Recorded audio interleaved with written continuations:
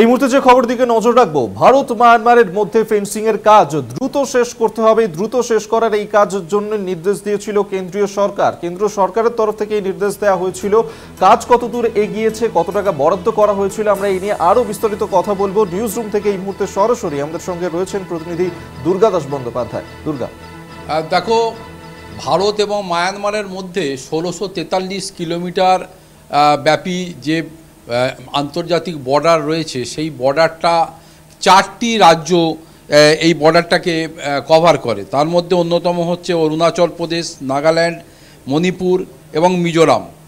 আমরা দেখেছি যে বেশ কিছুদিন আগে ভারতের স্বরাষ্ট্র মন্ত্রকের পক্ষ থেকে একটা সার্কুলার জারি করা হয়, যেখানে 2024 সালে এই ফেন্সিং দেওয়ার কাজ, অর্থাৎ এই যে 1643 কিলোমিটার যে লম্বা বিস্তৃত যে ভারত মায়ানমারের যে বর্ডার, সেই বর্ডারে ইমিডিয়েট ওয়েতে ফেন্সিং দেওয়ার কাজটা শুরু করার জন্য তারা প্রায় 115 কোটি টাকা বরাদ্দ করে। এই কাজ শুরু হয়েছে, অনেকটাই এগিয়ে গিয়েছে, কিন্তু কেন এই ফেন্সিং দেওয়ার কাজটাকে এতটা গুরুত্ব দেওয়া হলো? আমরা দেখেছি বিগত দিনে মণিপুরে যে মুখ্যমন্ত্রী বীরেন সিং, তিনি বলেছিলেন যে বর্ডার পেরিয়ে প্রায় 9,000 অবৈধ অনুপ্রবেশকারী তারা এই মণিপুরের মধ্যে ঢুকে আসে, এবং এরাই মণিপুরের যে জাতিগত দাঙ্গা দীর্ঘদিন ধরে উত্তপ্ত পরিবেশের সৃষ্টি করে রেখেছিল, সেই উত্তপ্ত পরিবেশ সৃষ্টির পেছনে কিন্তু তারাই ছিল, এবং তারাই নাগা এবং কুকিদেরকে পেছন থেকে আশ্রয় দেওয়া থেকে শুরু করে, তাদের আর্মস অ্যান্ড অ্যামুনিশন দেওয়া থেকে শুরু করে, প্ররোচনা দেওয়া এবং এই হিংসাত্মক কাজ ঘটানোর ক্ষেত্রে তাদের সহযোগিতা ছিল। এই গোয়েন্দা রিপোর্ট যখন হাতে আসে, তারপরেই ভারত সরকারের পক্ষ থেকে এই বড় ফেন্সিং দেওয়ার কাজ শুরু হয়, এবং এর জন্যে 115 কোটি টাকা বরাদ্দ করা হয়। পাশাপাশি শুধুমাত্র ফেন্সিং নয়, ফেন্সিংয়ে সংলগ্ন জায়গা দিয়ে যাতে 64টি রাস্তাকে নির্মাণ করা হয় ফর সার্ভিলেন্স, সেটারও উদ্যোগ নেওয়া হয়েছে। তার জন্য একটা রূপরেখা ঠিক করা হয়েছে।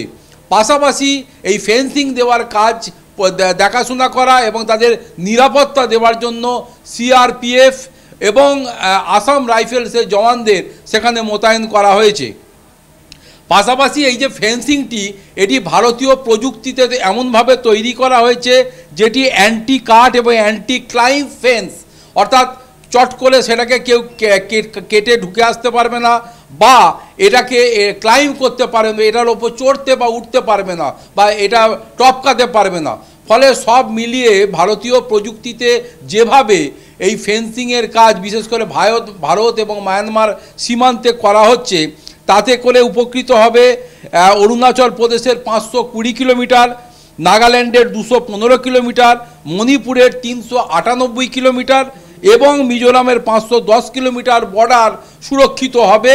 এবং এই সুরক্ষিত হওয়ার ফলে এই মণিপুরের মতো ওই নর্থ ইস্টের যে প্রভিন্সগুলো রয়েছে, সেখানে জাতিগত দাঙ্গা অন্তত আর যাই হোক, এই মায়ানমার বা এই ধরনের বহিরাগত বা ইন্ট্রোডার্সদের আগমনে আর নতুন করে রূপ পাবে না, এবং তারা নতুন করে এই বিষয়টা করতে পারবে না বলে মনে করে কেন্দ্রীয় সরকারের স্বরাষ্ট্র মন্ত্রক। তাই ইতিমধ্যেই কাজ শুরু হয়েছে, এবং যত দ্রুত সম্ভব এই কাজ শেষ করার জন্য ইতিমধ্যেই ভারতের কেন্দ্রীয় সরকারের স্বরাষ্ট্র মন্ত্রকের পক্ষ থেকে নির্দেশ জারি করা হয়েছে। একেবারে ধন্যবাদ তোমাকে। এতক্ষণ সরাসরি নিউজ রুম থেকে আমাদের সঙ্গে ছিলেন আমাদের প্রতিনিধি দুর্গা দাস বন্দ্যোপাধ্যায়।